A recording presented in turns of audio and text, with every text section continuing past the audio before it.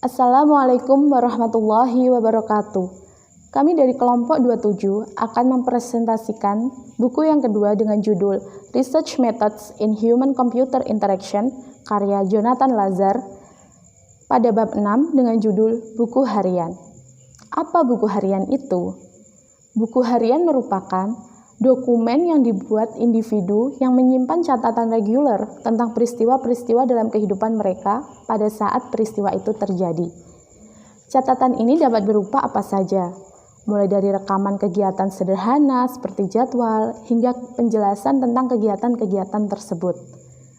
Buku harian dalam sejarah telah digunakan untuk memahami perasaan, pengalaman, dan kisah-kisah orang yang dikenal maupun yang tidak dikenal. Kisah-kisah orang yang dikenal dapat membantu para sejarawan untuk memberikan wawasan pada mereka. Sementara buku harian kisah-kisah orang yang tidak dikenal itu digunakan untuk mendokumentasikan kehidupan mereka yang tidak dimasukkan dalam catatan sejarah.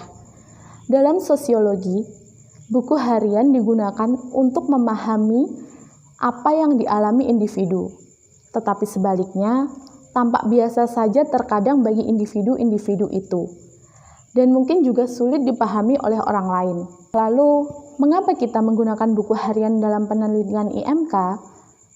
Buku harian ini sangat berguna untuk mempelajari pola penggunaan yang melintasi beberapa teknologi, beberapa lokasi, dan beberapa lingkungan. Misalnya, untuk mempelajari bagaimana orang menggunakan kata sandi dalam berbagai sistem, perangkat, jaringan, dan lokasi, baik di sekolah maupun di kantor. Sebuah studi buku harian digunakan dengan 20 peserta yang mencatat 1.500 peristiwa kata sandi selama periode 2 minggu. Lalu, apa keuntungan dan kerugian buku harian dalam IMK? Keuntungannya, yang pertama, buku harian baik digunakan untuk memahami bagaimana individu menggunakan teknologi dalam pengaturan non-tempat kerja, misalnya saat bepergian. Yang kedua, baik untuk memahami mengapa interaksi penggunaan dengan teknologi atau fenomena teknologi apapun. Yang ketiga, pencatatan waktu yang lebih akurat daripada dalam survei.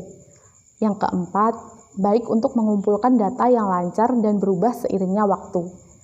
Yang kelima, kesenjangan yang terbatas antara peristiwa yang terjadi dan sedang direkam dapat membantu membatasi dampak kepribadian individu pada interpretasi tentang apa yang terjadi. Dan yang keenam, baik untuk mengumpulkan data yang ditentukan pengguna. Lalu kerugiannya, yang pertama, peserta terkadang tidak mawas diri dan tidak mengetahui secara spesifik apa yang sedang mereka lakukan. Yang kedua, peserta tidak mengikuti dan mencatat jumlah yang dimasukkan.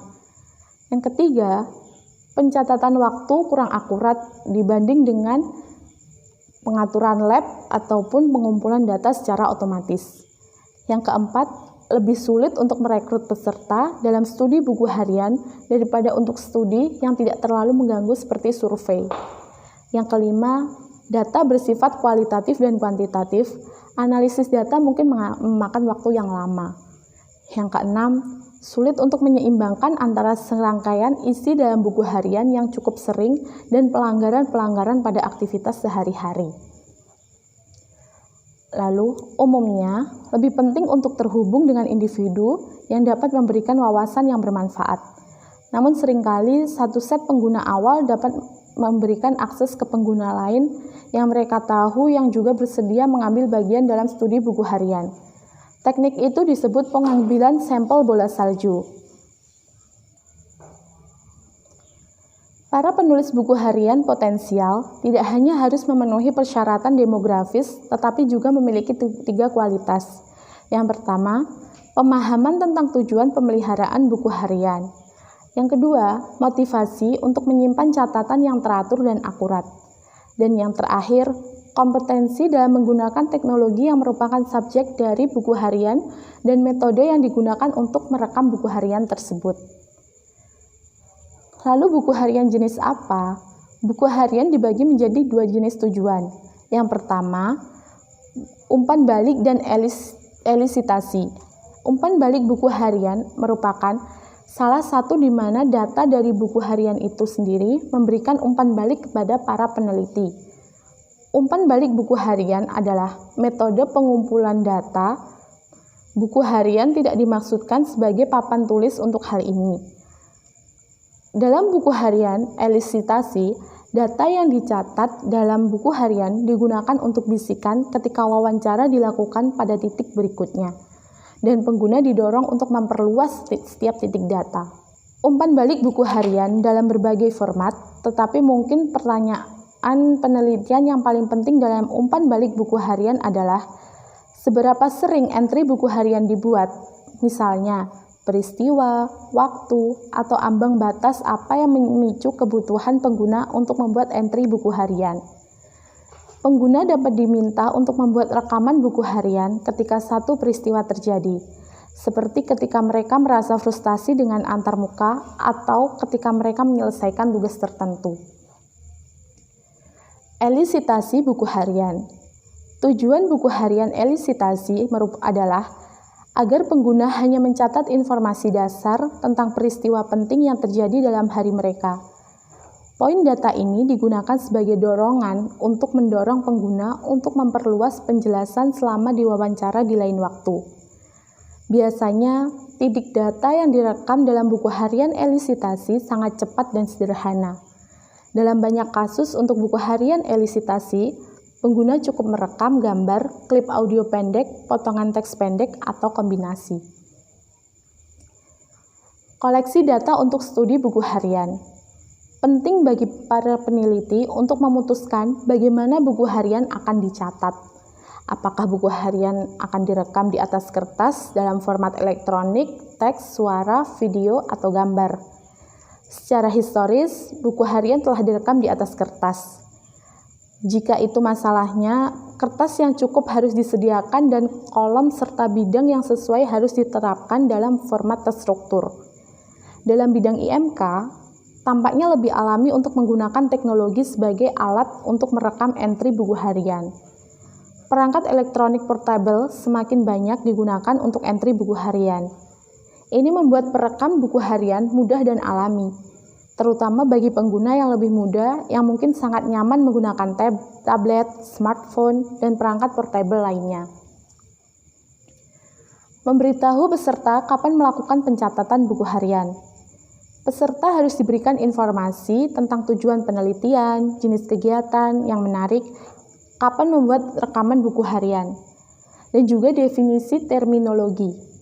Definisi terminologi sangat penting, karena banyak orang mungkin menggunakan istilah berbeda untuk acara yang sama atau istilah yang sama untuk acara yang berbeda.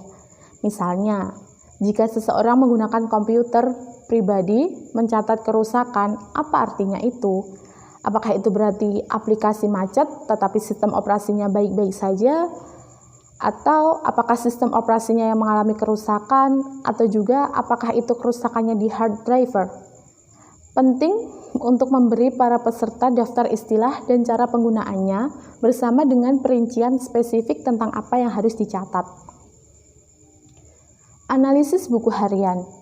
Setelah buku harian dikumpulkan, langkah selanjutnya adalah menganalisis buku harian tersebut.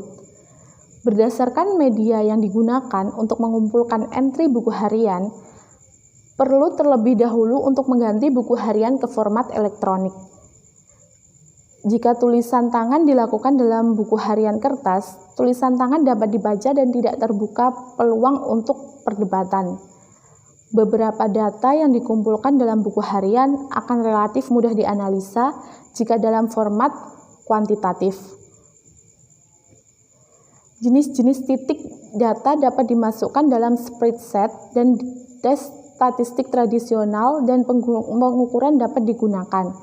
Namun, diharapkan bahwa sebagian besar data dalam buku ini akan bersifat kualitatif, karena buku harian sering digunakan untuk penelitian eksplorasi lebih lanjut, di mana sedikit yang diketahui, diharapkan sebagian besar data buku harian akan dalam format kualitatif, dalam teks yang dijelaskan oleh penulis buku harian. Ringkasannya, buku harian memiliki sejarah panjang sebagai alat penelitian dalam sosiologi dan sejarah. Tetapi baru-baru ini, dia diadopsi sebagai alat penelitian dalam IMK. Buku harian sangat berguna dalam sejumlah situasi penelitian yang berbeda. Misalnya, buku harian sesuai ketika sedikit yang diketahui tentang pola penggunaan teknologi yang baru, dan tidak cukup latar belakang penelitian untuk studi eksperimental. Buku harian bermanfaat ketika teknologi digunakan saat bepergian dan desain eksperimental atau eksperimental yang tidak sesuai. Buku harian juga berguna ketika pertanyaan penelitian mengarah pada poin data yang tidak mudah diamati atau diukur. Akhirnya, buku harian berguna dalam proses triangulasi menggunakan beberapa metode penelitian untuk mengeksplorasi fenomena yang sama dari sudut pandang yang berbeda. Buku harian dapat membantu memahami mengapa sesuatu terjadi, bukan hanya dalam mendokumentasikan bahwa hal itu dapat terjadi. Ada pertanyaan diskusi. Yang pertama, apa perbedaan utama antara buku harian secara umum dan waktu? Yang kedua, kesalahan apa yang sering muncul dalam respon survei yang terkadang dihilangkan oleh buku harian? Yang keempat, mengapa buku harian bagus untuk mengumpulkan data tentang peristiwa yang ditentukan pengguna? Yang kelima, aspek dari perangkat genggam atau seluler yang membuatnya sesuai untuk studi buku harian. Selanjutnya, mengapa pengambilan sampel acak yang ketat tidak diperlukan dalam studi buku harian? Apa perbedaan utama antara buku harian umpan balik dan buku harian elisitasi? Lalu, mengapa penting untuk mendefinisikan definisi terminologi yang tepat untuk peserta buku harian? Mengapa Anda tidak ingin membayar peserta untuk setiap entry buku harian? Dan yang terakhir, apa yang secara umum dianggap sebagai periode waktu yang paling sesuai untuk studi buku harian? Demikian presentasi dari kelompok 27, kurang dan lebihnya kami mohon maaf. Wassalamualaikum warahmatullahi wabarakatuh.